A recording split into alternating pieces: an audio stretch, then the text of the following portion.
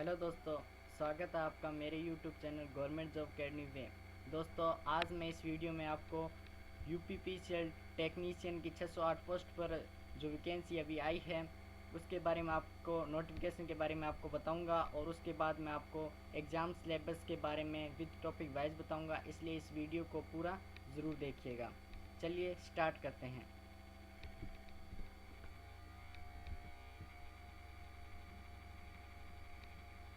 दोस्तों, जो आईटी पास हैं और जिन 10th आईटी पास हैं वो भी इलेक्ट्रिशियन में, उनके लिए बहुत बड़ी गुड न्यूज़ है इस लॉकडाउन में कि इस लॉकडाउन में भी आपके लिए वैकेंसी आई है उत्तर प्रदेश लाइनमैन की, जिसके बारे में आपको मैं अभी बताऊंगा। दोस्तों, ये टेक्नीशियन विद्युत विभाग की वैकेंसी है जिसमें अनारक्षित पद हैं 245 और अन्य पिछड़ा वर्ग नॉन क्रीमिलियर के 164 पद हैं। अनुसूचित जाति के 127 पद हैं, अनुसूचित जनजाति के 12 पद हैं और आर्थिक रूप से कमज़ोर एवं सामान्य वर्ग के 60 पद हैं। दोस्तों, मैं आपको बता दूं कि इसमें जो आरक्षण है वो सिर्फ यूपी उत्तर प्रदेश के जो मूल निवासी है उनके लिए दिया गया है, जो कि मैं अब नेक्स्ट इसी नोटिफिकेशन आपको बताऊंगा। इन रिक्तियों की संख्या आवश्यकता अनुसार घटाने एवं बढ़ाने का अधिकार Uttar Pradesh power corporation limited के पास सुरक्षित है। आवेदन करने वाले अभ्यर्थियों के पास आधार कार्ड अथवा विधि मान्य फोटो युक्त पहचान पत्र होना अनिवार्य है। विज्ञप्ति पद पर आवेदकों की संख्या अधिक होने की स्थिति में ऑनलाइन परीक्षा जो सीबीटी है, कंप्यूटर बेस्ड एग्ज़ाम, एक से अधिक पालियों या दिवसों में कराई जाएगी। विभिन्न शिफ्ट के प्रश्न पत्रों के मूल्यांकन के पश्चात संलग्नक एक के अनुसार नॉर्मलाइजेशन मेथड सीबीटी फर्स्ट एवं द्वितीय भाग में श्रेष्ठता निर्धारण में प्रयुक्त होगा। यानी आपका first paper and second paper दोनों में नॉर्मलाइजेशन होगा। उक्त पदों पर आरक्षण उत्तर प्रदेश के मूल निवासियों को ही अनुमन्य है। अन्य प्रदेशों के अभ्यर्थी अनारक्षित वर्ग के अंतर्गत आवेदन कर सकते हैं। केंद्र सरकार या राज्य सरकार किसी भी अन्य विभाग की सेवा से जो निष्कासित किए गए कैंडिडेट या व्यक्ति हैं उपरोक्त पदों हेतु फॉर्म अप्लाई नहीं कर सकते। अब बात करते हैं वेतन की। वेतन 7वें वेतन आयोग के अंतर्गत वेतन मैट्रिक्स लेवल 4 रुपये 27,200 जो कि न्यूनतम स्तर है, इसकी वजह से सैलरी जो है वो 30,000 के आसपास होती है। एवं अन्य भत्ते कॉरपोरेशन में लागू नियमानुसार भी देय होंगे। आप बात करते हैं एजुकेशन क्वालिफिकेशन के बारे में। यहाँ पर एजुकेशन क्वालिफिकेशन माध्यमिक शिक्षा परिषद उत्तर प्रदेश की हाई स्कूल या समकक्ष परीक्षा विज्ञान एवं गणित विषयों में उत्तीर्ण होने के साथ नियमित छात्र के रूप में निम्नांकित ट्रेडों से किसी एक ट्रेड में द्विवर्षीय अखिल भारतीय अथवा राज्य व्यावसायिक प्रमाण पत्र एनसीवीटी या एससीवीटी का होना चाहिए।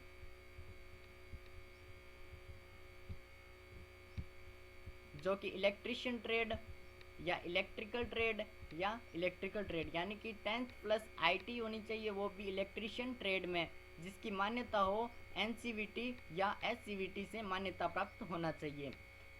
एज दिनांक 1/1/2020 को न्यूनतम एज 18 वर्ष और अधिकतम एज 40 वर्ष तक होनी चाहिए। अब आप काउंट कर लीजिए 1/1/2020 तक की आपकी एज कितनी हो चुकी है।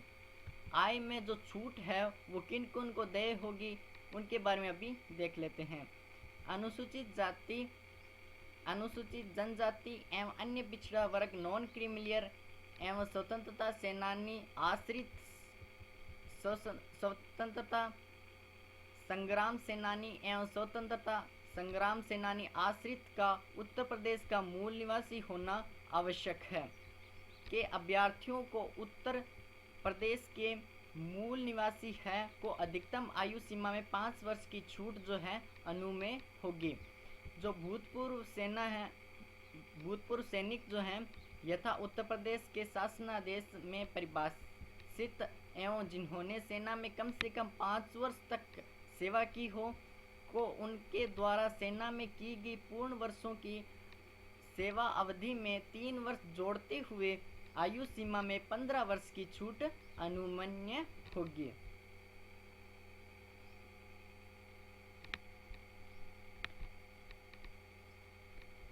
अब देखते हैं आरक्षण किन किन को आरक्षण दिया जाएगा। आरक्षण का लाभ लेने हेतु उत्तर प्रदेश का मूल निवासी होना आवश्यक है। अनुसूचित जाति या अनुसूचित जनजाति एवं अन्य पिछड़ा वर्ग, आर्थिक रूप से कमजोर एवं स्वतंत्रता संग्राम सेनानी आश्रित श्रेणी के वे अभ्यर्थी जो उत्तर प्रदेश के मूल निवासी नहीं हैं, केवल सामान्य या अनारक्षित श्रेणी के अंतर्गत ही आवेदन करें। अनुसूचित जनजाति के उपयुक्त अभ्यर्थी उपलब्ध न होने पर अनुसूचित जाति के अभ्यर्थी तथा अनुसूचित जाति के अभ्यर्थी उपलब्ध न होने पर अनुसूचित जनजाति के अभ्यर्थियों का चयन जो है वो नियमानुसार किया जाएगा। भूतपूर्व सैनिक यथा उत्तर प्रदेश के शासन आदेश में परिभाषित एवं जिन्होंने सेना में कम से कम 5 वर्ष की सेवा की हो को नियमानुसार कुल रिक्तियों का 5% क्षैतिज आरक्षण देय होगा। स्वतंत्रता संग्राम सेनानी आश्रित, स्वतंत्रता सेनानी एवं स्वतंत्रता संग्राम सेनानी आश्रित को उत्तर प्रदेश का मूल निवासी होना आवश्यक है को नियमानुसार कुल रिक्तियों का 2% जो है कोटा उन्हें आरक्षण अनुमन्य होगा। विकलांग अभ्यर्थियों हेतु उपरोक्त विज्ञप्ति पद उत्तर प्रदेश शासन द्वारा आरक्षण हेतु चिन्हित नहीं है, अतः विकलांग अभ्यर्थी कृपया आवेदन न करें। आवेदन शुल्क जो है अनुसूचित जाति एवं अनुसूचित जनजाति श्रेणी जो उत्तर प्रदेश के मूल निवासी होना आवश्यक है को 700 रुपये और अन्य समस्त श्रेणी जो कि अन्य राज्यों के हैं उनको 1000 रुपये देय होंगे।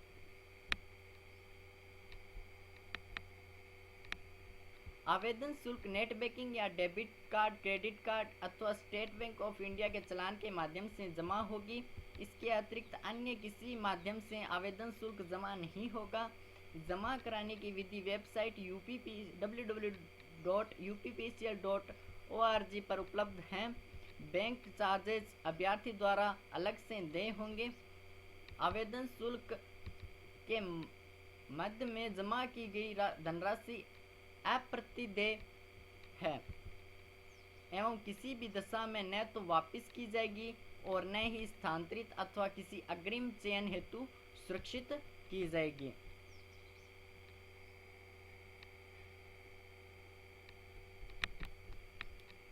अब बात करते हैं चयन प्रक्रिया के बारे में। चयन ऑनलाइन लिखित परीक्षा CBT के आधार पर किया जाएगा। लिखित परीक्षा का प्रश्न पत्र 2 भागों का होगा जिसकी अवधि 3 घंटे की होगी। प्रथम भाग में कंप्यूटर टेस्ट होगा। प्रथम भाग की लिखित परीक्षा में NIELIT के CCC लेवल का कंप्यूटर ज्ञान से संबंधित वास्तुनिष्ठ प्रकार का प्रश्न पत्र होगा जिसमें 50 क्वेश्चन होंगे। टोटल कंप्यूटर के 50 क्वेश्चन होंगे जो कि CCC लेवल का एग्जाम पेपर होगा। प्रत्येक प्रश्न के लिए 1 अंक मिलेगा। यह परीक्षा अधिकतम 50 अंकों की होगी तथा प्रत्येक गलत उत्तर के लिए 1/4 नेगेटिव मार्किंग की जाएगी।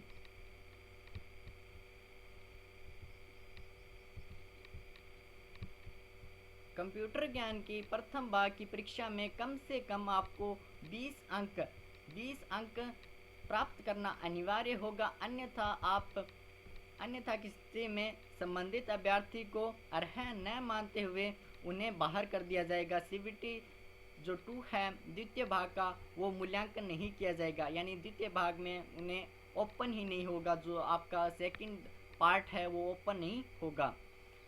इसलिए कंप्यूटर में आपको 50 क्वेश्चंस में से जो कि 50 नंबर के हैं उनमें 20 नंबर लाने अनिवार्य हैं। कंप्यूटर ज्ञान के प्रथम भाग में जो अर्जित अंक होंगे वो मेरिट निर्धारण के लिए नहीं जोड़े जाएंगे, यानी जो कंप्यूटर के जो क्वेश्चन पेपर के जो मार्क्स हैं वो आपके मेरिट का निर्धारण नहीं करेंगे। मेरिट का निर्धारण आपको पार्ट सेकंड में जो ये सिलेबस है उसमें आपको जो नंबर लेंगे उन्हीं के आधार पर आपकी मेरिट होगी। द्वितीय भाग में निम्नांकित पाठ्यक्रम से संबंधित वस्तुनिष्ठ प्रकार का प्रश्न पत्र होगा जिनके अधिकतम अंक सम्मुख अंकित हैं। प्रत्येक प्रश्न 1 अंक का होगा एवं प्रत्येक गलत उत्तर के लिए 1/4 अंक किए जाएंगे, अर्थात 1/4 की अतिरिक्त कटौती की जाएगी। अब बात करते हैं सिलेबस के बारे में। सामान्य अध्ययन एवं तार्किक ज्ञान यानी कि जीके एवं रीजनिंग के टोटल 20 क्वेश्चन होंगे मिलाकर के और 20 ही अंकों के होंगे। सामान्य हिंदी हाई स्कूल सामान्य स्तर यानी कि 10th लेवल की जो हिंदी है सामान्य हिंदी उसके 15 क्वेश्चन होंगे और 15 ही नंबर के होंगे। सामान्य अंग्रेजी भी 10th लेवल की आएगी जिसमें 15 क्वेश्चन होंगे और 15 ही नंबर के होंगे। तकनीकी विषय विज्ञान आपकी इलेक्ट्रीशियन थ्योरी के 150 क्वेश्चन होंगे और 150 ही नंबर के होंगे। इस प्रकार कुल जो है 200 अंक और 200 प्रश्न होंगे और 200 अंक होंगे। चयन हेतु द्वितीय भाग की परीक्षा में कम से कम 35.5% अंक प्राप्त करना अनिवार्य होगा, अर्थात ऐसे अभ्यर्थी जो 67 अंक से कम अंक प्राप्त करेंगे वे चयन प्रक्रिया से बाहर कर दिए जाएंगे। उपरोक्तानुसार निर्धारित प्रतिबंधों एवं अर्हताओं के अधीन द्वितीय भाग की लिखित परीक्षा हेतु 200 अंकों पर ही अभ्यर्थियों की अंतिम मेरिट लिस्ट बनाकर के चयन प्रक्रिया जो है वो संपन्न की जाएगी। उपरोक्तानुसार निर्धारित 200 अंकों की परीक्षा में 2 या अधिक अभ्यर्थियों के समान अंक पाने की स्थिति में उस अभ्यर्थी का नाम ज्येष्ठता सूची पर रखा जाएगा जिसके द्वारा अप्रेंटिसशिप की गई है। यदि एक से अधिक अप्रेंटिस के अभ्यर्थी पात्र हैं तो अधिक उम्र के अभ्यर्थी को ही वरीयता दी जाएगी। परीक्षा प्रक्रिया में संबंधित ऐसे बिंदु जिनका इस विम्यावली में उल्लेख नहीं है के संबंध में निर्णय लेने का अधिकार अध्यक्ष विद्युत सेवा आयोग को ही प्राप्त होगा। अब बात करते हैं फ्रेंड्स अपने सिलेबस के टॉपिक के बारे में। सबसे पहले बात करते हैं परीक्षा स्थल। परीक्षा स्थल आपके कौन कौन से होंगे, कहाँ कहाँ आपकी परीक्षाएं होंगी। परीक्षाएं आपकी लखनऊ, बरेली, गाजियाबाद, नोएडा, गोरखपुर, वाराणसी, मेरठ, कानपुर शहरों में होगी। अभ्यर्थियों की संख्या के आधार पर अथवा विशेष परिस्थितियों में परीक्षा के स्थान को बदला या घटाया अथवा बढ़ाया जा सकता है। आवेदन कैसे करें दोस्तों, आवेदन कैसे करें इस पर मैं आपको जब 1 तारीख को फॉर्म स्टार्ट होंगे तब मैं आपको इसके लिए एक अलग से वीडियो बनाऊंगा जिसमें मैं आपको अपना फॉर्म ही भर के आपको पूरा दिखाऊंगा कि कैसे अपने इसमें अप्लाई कर सकते हैं।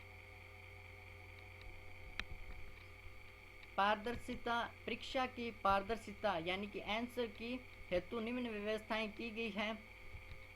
प्रश्न पत्र का सही हल परीक्षा समाप्ति से यथासंभव 2 दिन के अंदर विभागीय वेबसाइट www.uppcl.org पर अपलोड कर दिया जाएगा। अपलोड की तिथि से 3 दिन तक का समय साक्ष्य सहित आपत्ति दर्ज कराने हेतु उपलब्ध कराया जाएगा। यानी आपको 2 दिन के अंदर तो आंसर की अपलोड कर दी जाएगी एग्ज़ाम से, और जब आंसर की अपलोड हो जाए तो उसके 3 दिन के अंदर आपको ऑब्जेक्शन जो है आपके वो डाउट या ऑब्जेक्शन है वो आप कर सकते हैं। www.uppcl.org की वेबसाइट पर रिस्पॉन्स शीट अपने लॉगिन आईडी एवं पासवर्ड से डाउनलोड करना होगा। ये आयोग द्वारा उपलब्ध नहीं कराया जाएगा। निर्धारित अवधि के पश्चात परीक्षा संबंधी किसी भी आपत्ति को स्वीकार नहीं किया जा सकता। अगर किसी प्रकार के विवाद की स्थिति में आप न्याय क्षेत्र केवल लखनऊ होगा। अब बात करते हैं इम्पोर्टेंट डेट्स की। ऑनलाइन जो आवेदन है वो पूर्ण करने की तिथि है 1/7/2020 से 22/7/2020 तक, यानी कि 1 जुलाई से लेकर 22 जुलाई तक, यानी आपको 22 दिन का समय दिया जा रहा है। इसमें परीक्षा की जो संभावित अवधि है वो अगस्त 2020 का जो द्वितीय माह है यानी कि अगस्त में आपके सेकेंड वीक में आपकी परीक्षा आयोजित की जाएगी। दोस्तों ये बहुत बड़ी खुशखबरी है क्योंकि लॉकडाउन में बहुत इंतज़ार के बाद किसी भी एग्ज़ाम की परीक्षा की जो एग्ज़ाम डेट है वो आई है, जहाँ पर हमें देखने को मिल रही है। फ्रेंड्स, अब बात करते हैं अपने सिलेबस के बारे में। सिलेबस के जो जो टॉपिक हैं उनके बारे में देख लेते हैं। सबसे पहले जो कंप्यूटर नॉलेज के जो 50 क्वेश्चन आएंगे उनके टॉपिक्स के बारे में डिस्कस कर लेते हैं। Basic of computers, generation of computer, input output device, hardware और software, shortcut and basic knowledge, MS Word, MS Excel, MS PowerPoint, memory orientation, internet, LN WN modem, computer observations, modern day of technology. ये हैं आपके computer के topics. अब बात करते हैं हम जीके के टॉपिक्स के बारे में। भारत का इतिहास, भूगोल और सामाजिक आर्थिक विकास, राष्ट्रीय और अंतर्राष्ट्रीय महत्व की वर्तमान घटनाओं का ज्ञान यानी कि करंट अफेयर्स, हर दिन के ऐसे मामलों का अवलोकन करना और उनके वैज्ञानिक पहलुओं में अनुभव, जैसा कि एक शिक्षित व्यक्ति से उम्मीद की जा सकती है कि उसे जो अभी लेटेस्ट की न्यूज़ है उसका कितना ज्ञान है, जिसने किसी भी प्रकार की वैज्ञानिक विषय का विशेष अध्ययन नहीं किया है। पेपर में आधुनिक भारत का इतिहास यानी कि 1857 के बाद से मोस्ट इम्पॉर्टेंट जो पेपर में इतिहास, भारत का आधुनिक इतिहास जो 1857 के बाद से भारतीय संस्कृति, ये पेपर में जो आधुनिक इतिहास है वो 1857 की क्रांति का है, उसके बाद से नहीं, मतलब 1857 की जो क्रांति है उसके बारे में जो भारत का आधुनिक इतिहास है, जैसे कि गांधी जी का टाइम होगा 19वीं सदी का टाइम, उसके बारे में आपको पढ़ना है। भारतीय संस्कृति, भारतीय राजनीति, भारतीय अर्थव्यवस्था, भूगोल और भारत की राजनीति के प्रश्न पत्र भी शामिल होंगे। अब बात करते हैं रीजनिंग में। रीजनिंग में questions will be asked from analogy, similarities and differences, spatial visualisation and spatial orientation, problem solving, analysis, judgement, decision making, visual memory, discrimination, observation, relationship concepts, arithmetic reasoning, verbal and figure classification. Next है arithmetical number series, non verbal series, coding and decoding, statement conclusion, syllogistic reasoning. ये है आपकी reasoning के topics. अब बात करते हैं हम सामान्य हिंदी के बारे में, कौन कौन से टॉपिक यानी कि आपको कौन कौन से प्रश्न देखने को मिल सकते हैं सामान्य हिंदी में। सामान्य हिंदी जो आपकी 10th लेवल की होगी, त्रुटि, जिसमें क्वेश्चन आएंगे त्रुटि के रिक्त स्थान भरें, ऐसे क्वेश्चन आएंगे। पर्यायवाची, समानार्थक शब्द, विलोम शब्द, गलत शब्दों का पता लगाना, मुहावरों वाक्यों का सुधार, क्रियाओं की सक्रिय निष्क्रिय आवाज़, प्रत्यक्ष एवं या अप्रत्यक्ष कथन में रूपांतरण, वाक्यों का फेरबदल करना, एक मार्ग में वाक्यों का फेरबदल, क्लोज पैसेज और कॉम्प्रीहेंशन पैसेज। इन सब के आपको क्वेश्चंस जो हैं वो आपके प्रश्न पत्र में होंगे, इसलिए आपको ये टॉपिक्स जो हैं इनसे जो क्वेश्चंस हैं उनको आपको प्रैक्टिस करनी है। अब बात करते हैं जनरल इंग्लिश की। जो भी 10th लेवल की ग्रामर है वही आएगी, जिसमें पैसेज हैं, preposition, correction of sentences, active passive voice, direct indirect sentences, verb या टेंस, नॉन फाइनेट्स एंड